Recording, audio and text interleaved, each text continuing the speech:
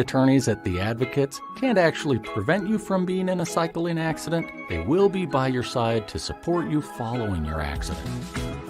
Our legal services won't cost you a dime out of pocket. So when you need an injury attorney, call us. We're The Advocates, your Utah personal injury attorneys. You didn't deserve to be in an accident, but you do deserve an advocate.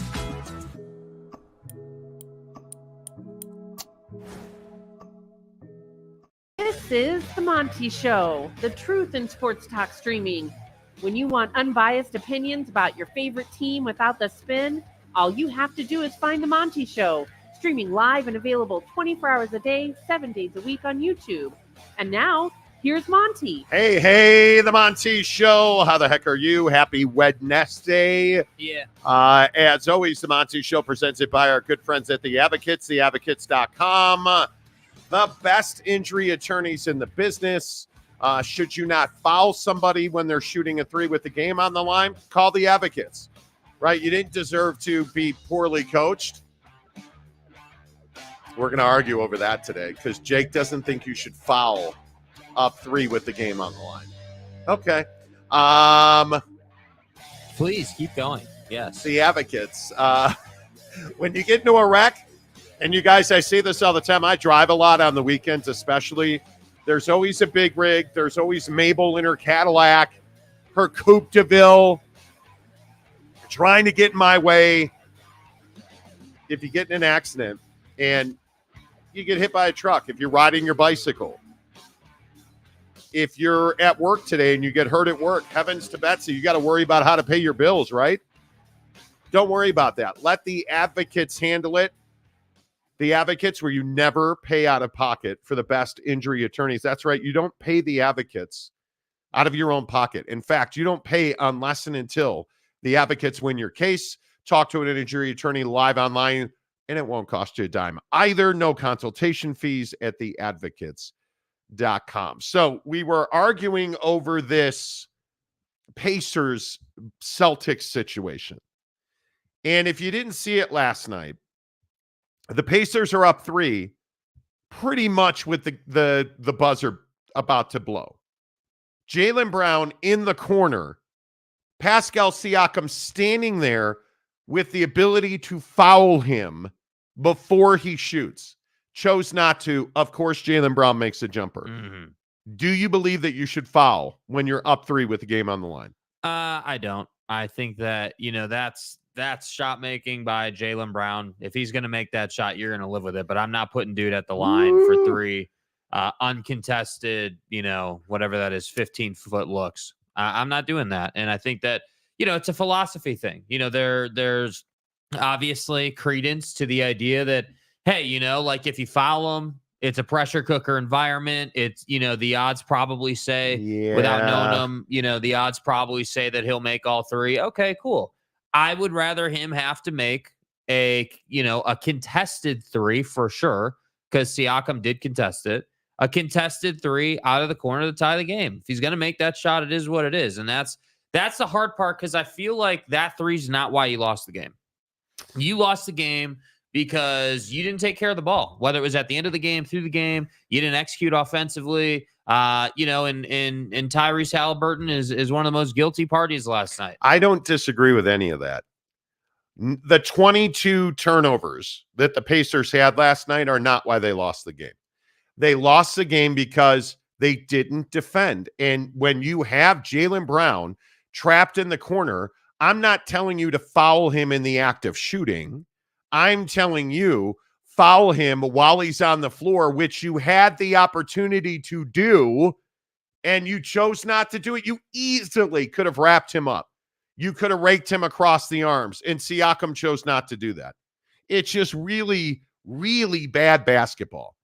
Really bad basketball. And listen, if Jaylen Brown gets fouled in the act of shooting, now, I'm also a 6'3" round mound a rebound, bro. If I foul you, you're not making that shot. Right? I'm a believer that there are no... your ass into the 4th row. Bro, there are no easy fouls. I am going to rake you across the arms, period. If he goes to the free throw line in arguably what would have been one of the most pressure-packed situations of his career, and he makes all 3, okay, throw it on the table. Let's get out the measuring tape. You're a stud, right? Certified. The chances of making all three, I'd like to roll the dice on that. Oh, if you foul him on the floor and it's not a shooting foul, yet they have no chance. It'd be 2 free throws.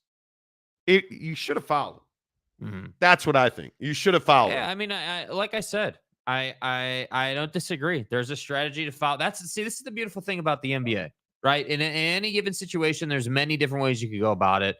I also think we need to be saying, hey, Jaylen Brown, huge credit for making that shot. I mean, that's not an easy shot. It's not like the guy is standing in the corner wide open. I mean, that's a pretty difficult shot to make there in a big moment. He was only 1 of 4 from 3. That was the only 3 he made in the game. Yeah. So like, hey, kudos to you, man. But I look at this and I say, okay, let's set the Siakam foul, no foul situation to the side for a moment. This game should have been decided in regulation. And this is the fire that you play with when you allow the home team to survive and go into overtime with you. And that's the hard part is, I walk in to the studio today and my take was, hey, you may have just cost yourself this series. Now it's only game 1. I know it's early and they played behind with the Knicks and yada, yada. Okay. This isn't the Knicks anymore. This isn't a rundown roster full of dudes that can't play basketball. This is the Boston Celtics. They're good enough to beat you in 5 games. And they got their dudes. The Celtics have their guys on the I don't know. So I'm just saying, come Monday, right? Today's Wednesday. You play a couple more games this week. Come Monday, if you're down 3-1, you'll look back at this game and you'll say, yeah, probably should be 2-2. Probably should be 2-2, and we should probably be in a much better position. And that's my biggest concern for the Pacers in this series. And it is a little shocking that Halliburton just turned the ball over. Yeah. That the Pacers couldn't inbound the ball with 8.1 seconds left on the clock to seal the game. Then you don't foul, and then you absolutely got your doors blown off in overtime. That was shocking to me. How do you Boys, it's May. You can't inbound the ball? Can't inbound the ball. Can't handle the ball. Can't, and again, Drew Holiday, a lot of credit, right? Knows how to play great defense without fouling. Was putting pressure on Halliburton late in the game. Yeah, it's shocking. And Halliburton coughed it up several times. And that's why I say, it's like there's a difference in how you turn the ball over. 20 turnovers in one game could look very different than it did in this game last night. And in this game last night, these 22 turnovers was the number, were very much like, hey, you're keeping them in the game. Right? They were very much not because the defense was on you. Yeah, you're just handing them extra possession after extra possession. And in the playoffs, when you have 3 all-stars on that team, and some people would argue, Derek White's one of the best role players in the league. When you've got that kind of talent on that roster, you can't be giving them 22 extra possessions. They turned the ball over last night, throwing it away on an inbound. Halliburton 3 times, just straight unguarded, running up the floor. One time he kneed it out of bounds. The other time he dribbled it off his foot.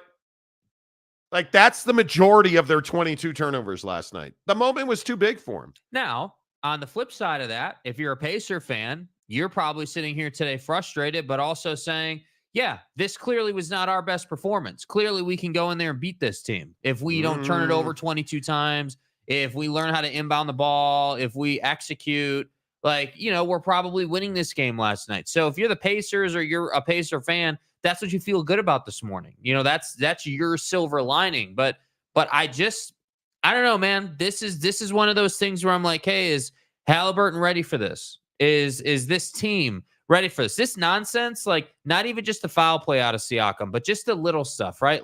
Not closing out your guy so that you can receive an inbound pass. Not doing the little things in the game that will ensure you a victory is very surprising out of a guy who's already been a part of a finals team. And I'm just going to say again, you foul up 3 with the game on the line. You do not allow them to shoot a 3. There is no scenario in which you lose the game if you foul them. There's no scenario. You cannot lose. quite literally cannot lose the game if you foul up 3 with the game on the line. And yet you didn't. We'll talk more NBA hoop coming up. What's up, everybody, this morning? NIL lawsuits again. I'm running out of patience for this. NIL lawsuits, and now this story that we've been talking about for months. It appears that private money has arrived on the scene in college football. Multiple articles this morning, one from Front Office Sports, one from Ross Dellinger, pointing out that private money firms have made serious pitches to athletic directors and presidents who are now calling them back to shore up deals. And I think, listen, there's no other choice here. It's very interesting to me as well that with these NIL lawsuits, we're getting threats now from G5 schools of filing suits to get out of their obligation to pay. It's very interesting to me that now we have universities saying that they're going to have to significantly cut sports to pay their $30 million a year in some cases for NIL lawsuit settlements. And I just ask again, where were you 30 years ago when your millionaire, billionaire, rich white guys were putting their thumbs down on young athletes coming to college and saying, well, you're getting a college education, son, while we put billions of dollars in our pocket? Where were you then? You weren't suing then, and now you're suing because, again, the student athlete won and you lost. It shouldn't be lost on anybody that this very simply is about oppression and repression of athletes. That's what this is, because it's either, hey, the rich universities are taking money out of the pocket of these kids who they don't want them to be able to profit on their name, image, and likeness, or you lose big in a class action suit so that you have to make back payments in NIL, and now you're going to cut sports so that you don't have to pay athletes to make money on their name, image, and likeness. So either way, the kid and the athlete loses here. And I just think that you have a bunch of rich people that are administrators in college crying poor, when I just don't believe that they're that poor. And if you were worried about being poor, why didn't you share the riches with the kids who made you all that money? And you know what, Jake, sitting here today, I'm having a lot of trouble feeling any kind of sympathy for schools, whether they're a P4 or G5. I just don't feel bad that they're about to lose billions. Yeah, and I think that this whole situation is a byproduct of having absolutely zero insight into what's coming down the pipe, right? Like not having any foresight, any thought to like, hey, yeah, maybe this new, as I say, hey, this new NIL thing coming down the street, driving at us 3 years ago. Yeah, maybe we should actually understand it and maybe we should put effort into it. Because I feel like, for the longest time when NIL first got rolled out, everyone was like, oh, well, this isn't that big a deal, right? Like they're just going to go and, partner with, their local Ford dealer or like, this little lemonade stand over here or like, they'll just make, they may make another $5,000 a month, but we're not really worried about $5,000 a month. It's not like that ain't a big deal. And it turns out that's pretty much the farthest thing from what's actually happening, which is why, you're getting, Rashada lawsuits coming out this week, and you're getting all these schools saying, oh man, we can't afford to pay athletes and we don't want to be responsible for lawsuits at the NCAA level. And I would agree. It's hard to feel sorry for these folks. You guys have been the ones raking in the cash for however long it's been, decades at this point. And now you're upset that the kids are actually coming along with a viable and, in my opinion, a reasonable opportunity to make money for themselves. And this is why we've been saying on the show for, like you said, months at this point, that private money is necessary, especially in college football now. Because when you're talking about paying kids through NIL, millions upon millions of dollars, that can't come out of the athletic budget. And that's what I think is really the struggle in terms of acceptance in this process. Schools don't want to say, hey, yeah, you know what? The athletic budget that covers like water bottles and equipment and, all the stuff that goes into putting on a college football program. That money cannot be used or shouldn't be used to pay kids for NIL. What we should do, and now what we're seeing is we should go out and get private money to pay the kids. So we don't have to be like, oh man, how are we going to pay for shoulder pads this season? Or how are we going to pay for this or that? It's not the kids' fault they can go out in a capitalistic society and make a bunch of money for themselves. Well, I also think it's very interesting now that NIL deals are going to be run through and approved by universities. That's no coincidence. They want their cut of the pie. They want their slice of pizza, baby. And I think when you look at the way that NIL is changing, this Jaden Rashada thing is very interesting. And if you didn't hear it, I want to say it was Brett McMurphy who had it yesterday. Georgia quarterback Jaden Rashada, who was Florida quarterback, Arizona State quarterback, now Georgia quarterback, was going to be Miami quarterback at one point, is suing Florida coach Billy Napier and Florida booster Hugh Hathcock. I'm sorry. I thought you said your name was Hathcock. Hiscock. He who hath cock. Hiscock. That's fine. In federal court for fraud and other allegations over failed $13.85 million NIL deal. According to the lawsuit, Napier said the booster would wire $1 million if Rashada signed with Florida on National Signing Day, and the money never came. And the real problem with this is that the Florida situation only happened because Miami offered Rashada $500,000 in NIL to come to Miami. And so initially, Jaden Rashada was like, yeah, I'm down with that. Let's do it. And then Miami came in and did exactly what you just said. Yeah. And now we're here. And this is my point. Okay, if schools want to be in on NIL deals and it's got to be run through them, okay, fine. But let's stop trying to cut the kid out. The kid should be the one that has no problems. Like guys like Jaden Rashada, should be able to get into a situation that they can rely on. And that's what I feel like is the other issue that's at play that no one's really talking about, which is, hey, business tycoon, big wigs at these universities want to get right into the middle of that process and want to try and say, hey, Jaden, come to Florida. You don't want to go to Miami, come to Florida. And then you want to back out of that payment. And then we want to blame the kid for transferring to an SEC powerhouse to find greener pasture. And that's what I don't like about it. I understand if you feel like, hey, well, these are college kids and they shouldn't make money. If you're still in the old world thinking, fine, that's your issue. I disagree with that, but that's your issue. But we should not be penalizing these kids for trying to get to the absolute best position possible. Yeah, and I think a lot of this changed in the 80s and into the 90s. Because that's when college athletics, in my opinion, really exploded financially. When you started getting big TV audiences, when you started getting, when you started really making marquee matchups, that's when all this started. And I think when you brought in big money sponsors, big money partners, stadiums got bigger, naming rights got bigger, like the game changed.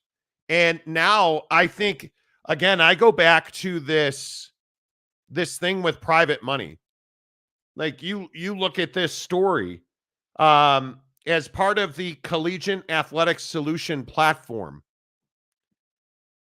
Drew Weatherford, the former quarterback, and his private money partner are seeking 5 to 10 programs to invest in as little as $50 million and as much as $200 million. They're in, quote, deep conversations with a handful of programs, though Weatherford declined to identify or discuss specific schools. And then you turn around and you look at the fact that one athletic director told Ross Dellinger that, quote, if you want to compete at this level, private equity and capital is really important. So now all of a sudden we went from no to, oh yeah, it's really important. And look at what else that athletic director said. And I think this really points out to our reporting. And again, I'm going to take the chance to pat us on the back. Hey, I've been talking to these people for 10 to 12 months. Haven't pulled the trigger yet, but this is what we need to do. This is how we're going to survive. Yeah, I think it's one of those things where you just have to understand that it's not a matter of if, but when. And we talk about the God tier and we talk about, call it what you want, God tier. We talk about the Super League and you have people, oh, it's dead. It's not dead. Because they can't afford not to do it. Because what happens when private money gets involved in literally anything, college football, whatever thing, private money comes in with more money than you have, which means they're going to want, a bigger say. And ultimately, all they're trying to do here is they're trying to spend $1 to make $10, right? So if they're going to invest, as little as 50, as much as 200, they're doing that on a scale, on a formula that they have that says, hey, these are the factors we're looking for in a college football program. How can we determine if we're going to make money on this? So if they're making a boatload of money on, let's just call it Georgia or Ohio State or Michigan or whoever the hell it is, they're going to want a little more say. And with say comes things like the God tier and Super League. Hey, pile of schools that we've determined are fit for our formula. Why don't we put you guys in your own tier and we'll pay all you guys way more money. And this is kind of the situation we would like to create with our funds. Yeah, I think this is... You're tell me the Super League is dead? No, it's not dead. I just think we're going into a place where college athletics, as we all grew up watching, is dead. It's over. And I think it's been over for some time. We're not, what's the right way to say it? It's not about the player anymore. And that's what I think these universities want. I think these universities don't want superstar players. I think it's why, again, I go back to Deion Sanders, is not a fit at 9 out of 10 universities because they don't want personalities. They want you to win games and they want to make money and they want to make a lot of money. And I think anymore, you look at how much we've ingratiated the dirty money tactics as now standard operating procedure. Right. Because that's really what it is. It is the booster not having to deliver envelopes anymore. Now we just wire money into kids' accounts. That's what it's become. And you bring in this private equity, and we're going to be playing the college football championship game on Saturday and the Super Bowl on Sunday.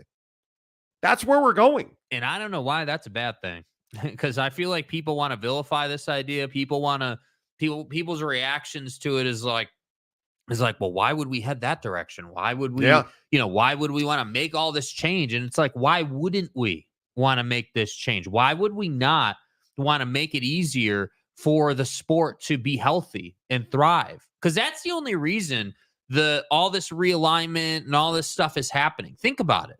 The origins of the Pac-12 meltdown were bad business, which means what? Hey, they're not making more money than they're spending. They can't survive, right? That's why the Pac-12 melted down. That's why the ACC is in the position it's in, because you've got all these universities in the ACC complaining about not making as much money as the SEC and the Big Ten. And again, it works the other way as well. The Big Ten and the SEC are making as much money as anybody, and they don't want change because of that. So what we need to happen is we need private money to come in and smooth everything out. We need it to come in and calm the water and say, hey, everybody's making enough money. We're good.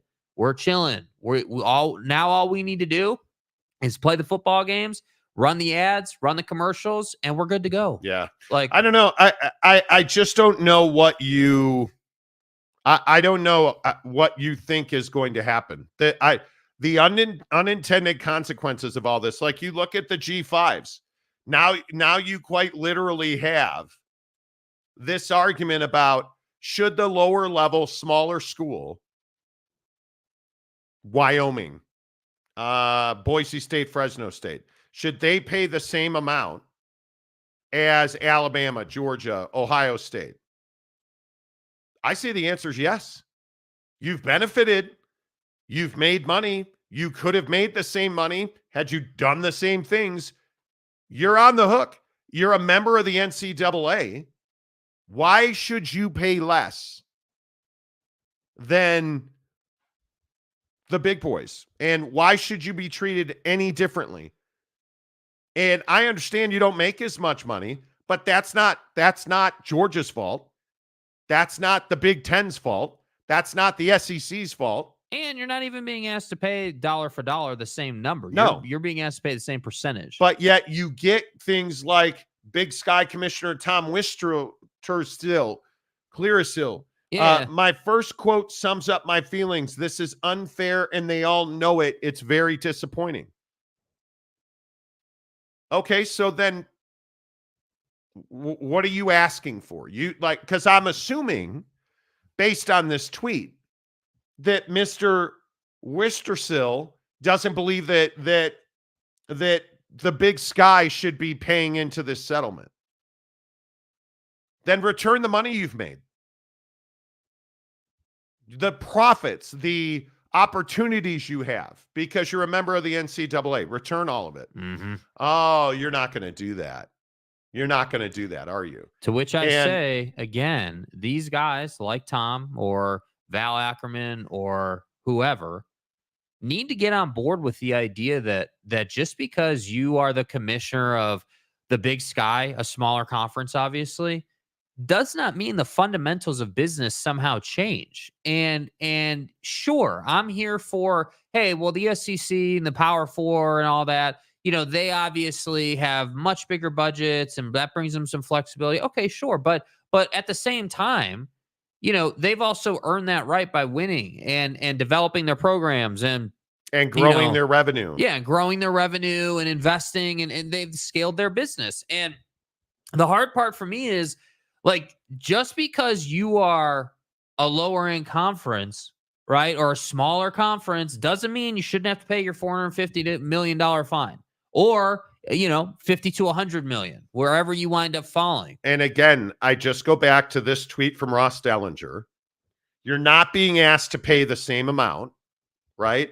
And where is this money coming from? I think a lot of people think, well, they're just going to reach into their pocket and scratch a check. They're not. It is less distribution from the NCAA to the conferences, from the conferences to the universities. And that money is almost wholly from NCAA tournament revenue because it is the lone event that the NCAA controls. Yeah. It's how the NCAA makes most of its money. And if you're the Big Sky, how are you contributing to the NCAA tournament? If you're the Mountain West, and you've had teams compete for a national championship in the last several years, do you really believe you're contributing at the level? What's the worst P4 basketball conference? The Big Ten? You really think you're competing on the same level as the Big Ten? You think you're competing on the same level? Hey, Val Ackerman, do you really think the Big East is producing on the same level as the Big 12, as the Big Ten? They're not. They're not. And they're not being asked to pay on the same level. So my point is, I look at these G5s like Val Ackerman in the Big East and Mr. Clearasil in the Big Sky. I think you're getting off light. I think you're getting off easy. I mean, it definitely could be worse. There's no doubt. It's remarkable to me that nobody wants the rules applied to them. They want them applied to everybody else. Well, and again, I'm still waiting for folks, again, like Val Ackerman or Tom or anybody who's not in a power conference, right? Anybody in the group of 5 or less, or lower, I should say, not less. I'm still waiting for these folks to embrace the idea that, hey, we still have a school. We still have the ability to go out and make money. We could very easily reach out to private money on an individual basis. Clearly that's happening. Clearly that's possible. And there are solutions out there. The problem is these folks are old heads who have been in the system for 40 years and, just want to run the entire system off the school's budget. And I got news for you. We're past those times. We are past those times. So instead of the solution being bitching about it on X or in the media, why don't you